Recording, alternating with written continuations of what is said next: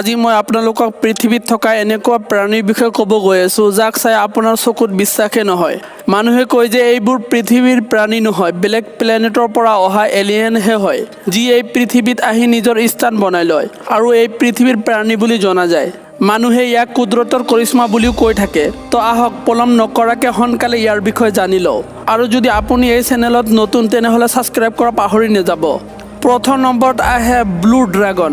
এই ড্ৰাগনক নীলা ড্ৰাগন হিচাপে জনা যায়। এই প্ৰাণী সাগৰৰ গৰম ঠাইবিলাকত থাকে। ইয়াৰ পেটত এক ধৰণৰ গেছ থাকে যাৰ কাৰণে ই সাগৰৰ গৰম পানীত সাঁতুৰি থকা দেখা যায়। ইয়াৰ পিছত আহে নাৰুৱেল। ই ধুনীয়া কিন্তু বহুত ভয়ানক হৈ থাকে। এই ধুনীয়া কিন্তু বহুত ভয়ানক প্ৰাণী এটলাণ্টিকত পোৱা যায়। এই প্ৰাণী বেছিভাগ ঠাণ্ডা মৌচুমত থকা পচন্দ কৰে। ইয়াৰ নাকটো ফালাৰ দৰে জোঙা হোৱাৰ কাৰণে সহজে চিকাৰ কৰি খাব পাৰে।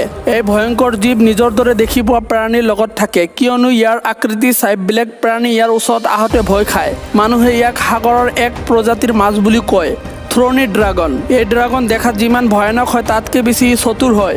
ই অতি সহজে ৰেগিস্থানত অৰ্থাৎ বালিৰ চৰত নিজকে লুকাই ল'ব পাৰে। এই প্ৰাণীৰ এটা ডুপ্লিকেট মূৰ আছে যাক দেখুৱাই ই মানুহক ধোকা দিয়ে বা বেলেগ প্ৰাণীক চিকাৰ কৰিবলৈ নিজৰ ফালে আকৰ্ষিত কৰে। ইয়াৰ ভিতৰত ইমান বিষাক্ত বিষ থাকে যে ই ছেকেণ্ডৰ ভিতৰতে যিকোনো প্ৰাণীক মাৰি দিব পাৰে।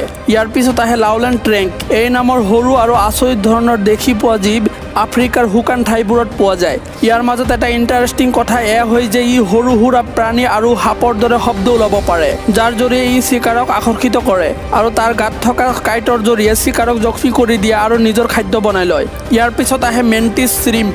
এই জীৱক সাগৰৰ আটাইতকৈ ধুনীয়া প্ৰাণী বুলি কোৱা হয়। এই প্ৰাণী বেছিভাগ লুকাই থাকে। মানুহে ইয়াৰ বিষয়ে বেছি নাজানে কাৰণ ই বেছিভাগ নিজৰ গাঁতত থাকে। ইয়াৰ আকৃতি দেখাত মিছা মাছৰ দৰে হৈ থাকে আৰু ই নিজৰ গাঁতৰ পৰাই লুকাই লুকাই চিকাৰ কৰি থাকে। উইস্পাৰ স্নেক। এই সাপ আফ্ৰিকাৰ জংঘলত পোৱা যায় আৰু বেছিভাগ ৰাতিৰ এন্ধাৰত চিকাৰ কৰি থাকে। ইয়াৰ গা গছৰ পাতৰ দৰে হোৱা কাৰণে ই অতি সহজে চিকাৰক ধোকা দি ধৰিব পাৰে। ইয়াৰ পিছত আহে অকাপি। এই প্ৰাণী আফ্ৰিকাৰ কাংগো নামৰ ঠাইত পোৱা যায়। এই প্ৰাণীত আপুনি জিৰাফ আৰু জেব্ৰাৰ মিশ্ৰণ দেখা পাব। বৈজ্ঞানিকসকলে ইয়াৰ ওপৰত আজিও ৰিচাৰ্চ চলাই আছে। তেওঁলোকে জানিব বিচাৰে যে এটা প্ৰাণীত কেনেকৈ দুটা জীৱৰ আচৰণ আৰু মিশ্ৰণ সম্ভৱ হ'ব পাৰিলে। ইয়াৰ পিছত আহে অৰ্ডেল মথ। মৌমাখিৰ দৰে দেখিব এই প্ৰাণী 2007 চনত ভেনেজুৱেলাতো পোৱা যায়।